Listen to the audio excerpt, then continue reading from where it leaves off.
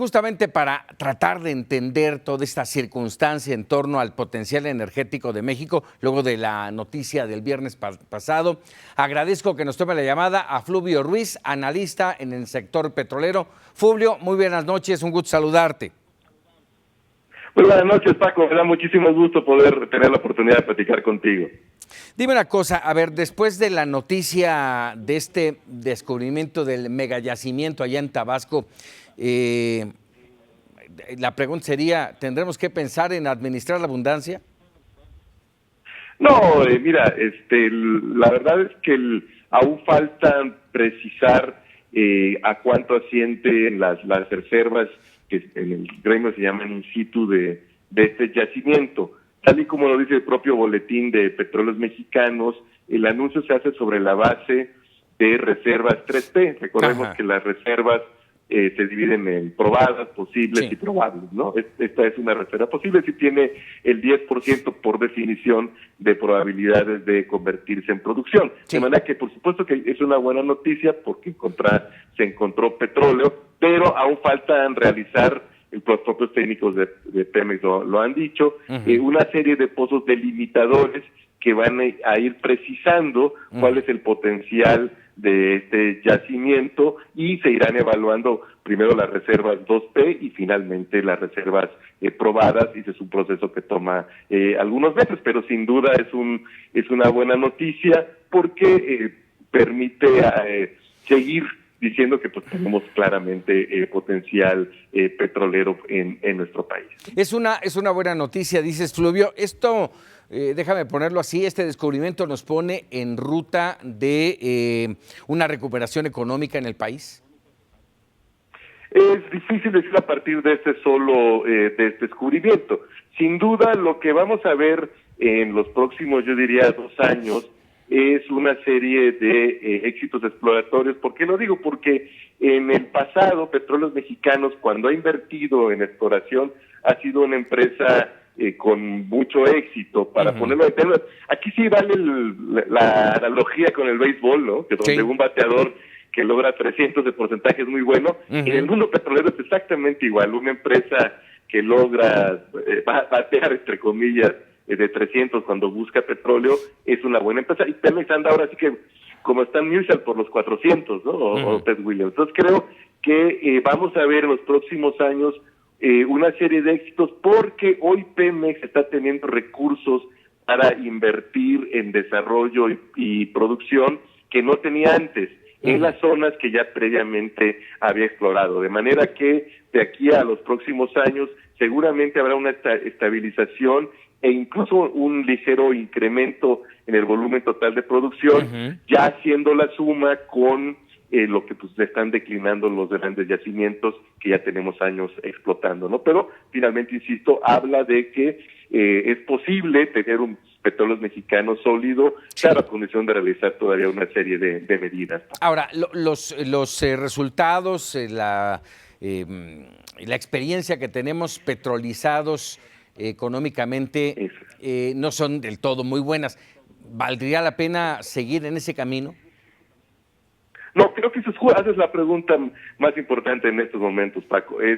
Me parece muy importante que desde el gobierno mismo se replantee esta visión, que si bien con una lógica nacionalista distinta a las administraciones anteriores, siguen la ruta del extractivismo y de un cierto rentismo que se desprende de esto, ¿no? Recordemos que este periodo al que incluso el presidente de la República hace alusión con cierta frecuencia del desarrollo estabilizador, fue un periodo en el que en realidad el peso del sector petrolero en la economía no era tan grande, era menos del 1% del Producto Interno Bruto, los ingresos fiscales dependían en menos del 10% de los ingresos provenientes del sector petrolero. De manera que me parece que el gran reto de este país es seguir en la ruta de la diversificación de la actividad económica y, sobre todo, en el caso preciso de las finanzas públicas, seguimos necesitando una reforma fiscal profunda que haga que, como en el caso de los noruegos, por ejemplo, además de todo, tienen petróleo, ¿no? El petróleo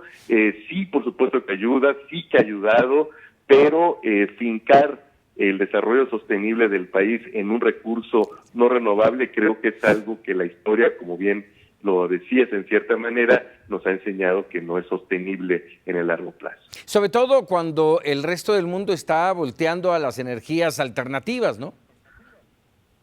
Claro, que será un proceso quizá más largo de lo que se pudiera esperar. De hecho, tras 40 años de esfuerzos de diverso tipo en el mundo, la matriz energética ha variado poco. Incluso recordemos, hace 15 años en Estados Unidos el carbón seguía siendo la principal fuente de energía primaria. Claro, Vino la revolución del shale y ya cambió, pero seguía, ¿no? Sí, sin duda, y en todo caso, en el largo plazo tenemos que ir hacia una transición energética de manera decidida. Pero, Fluvio, ¿no vamos tarde? ¿No deberíamos de estar, sí, aprovechando este mega yacimiento y todo lo que hacemos con el petróleo, pero está trabajando ya en el entorno a futuro con las energías alternativas? Sin duda. Creo que esa es una asignatura pendiente. En la reforma energética se hizo una ley de transición energética y toda una serie de disposiciones, pero que dejaban en la parte fundamental de la responsabilidad a los diversos actores del mercado. Me parece que, como lección histórica, este tipo de transiciones importantes en los patrones de desarrollo, en los modelos de consumo, ¿no? y en los modelos económicos finalmente, siempre han tenido éxito cuando hay una conducción estatal consensuada hacia ellos, y es lo que sí me parece que no se han dedicado los esfuerzos necesarios, porque por más de que vaya a ser una transición, insisto, mucho más lenta, o tal vez por eso mismo, ¿no?, de la que hubiéramos esperado, sí, es que sí se requiere, sin duda, una acción más decidida del Estado, por supuesto, aprovechando esos descubrimientos, reconociendo que somos un país con todavía un potencial petrolero importante, pero eso debe hacerse paralelamente a toda una serie de medidas que vayan en el sentido de modificar radicalmente nuestra matriz energética. Sin dejar de lado los compromisos ecológicos que tiene el país con el planeta. Con el planeta, y yo diría empezando con nosotros mismos, claro, ¿no? Creo que el doctor Mario Molina, nuestro premio Nobel, suele decir algo que me parece muy relevante, que de continuar este modelo de desarrollo, primero nos vamos a acabar la atmósfera que las reservas probadas, ¿no?, de petróleo, ¿no? Entonces, sí, me parece que esta responsabilidad, estos compromisos que México asumió en la COP21 deben cumplirse, y deben cumplirse, te diría, Paco, sin trampas, ¿no? Porque si revisamos las definiciones que se hicieron, tanto la ley de hidrocarburos como la ley de la industria eléctrica, hay una definición de energía limpia que se hizo para permitir considerar como energía limpia al gas natural, a la que se extrae del gas natural. Por supuesto que es menos sucia que la del carbón, pero tampoco es limpia, ¿no? Entonces, creo que desde ahí, desde las definiciones mismas que existen en nuestro marco jurídico vigente, es que se debe empezar este proceso de una mayor decisión por parte del Estado para impulsar la transición energética. Y la conclusión, bueno, tal vez después de todo esto que hemos platicado, Fluvio, la conclusión más importante es que es una buena noticia el descubrimiento de este mega yacimiento.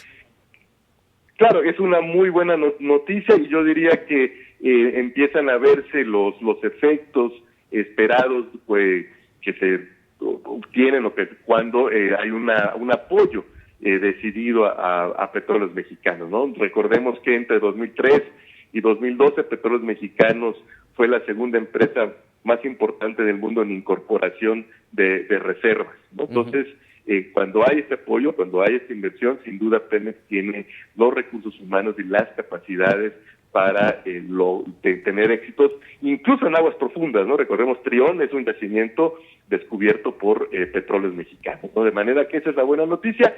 Yo diría que para consolidar o para lograr que este apoyo se tiene en este momento desde el gobierno para Petróleos Mexicanos, harían falta dos elementos muy importantes, Paco. Uno, una revisión del diseño institucional y el marco jurídico heredado de la reforma, porque si no se siguen generando zonas de fricción entre la nueva orientación de la política petrolera y el marco heredado de una reforma a la que no se le ha modificado nada.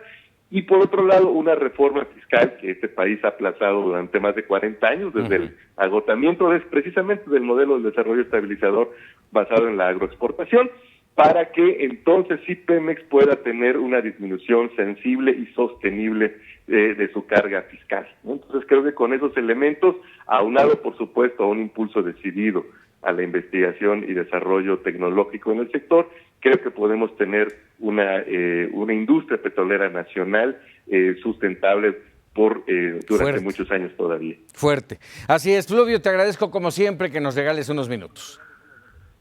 Al contrario, Paco, estamos a la orden. Muchísimo gusto saludarte. Muchas gracias, muy buenas noches. Fluvio Ruiz, analista en temas pues de petróleo tan importantes hoy en día en nuestro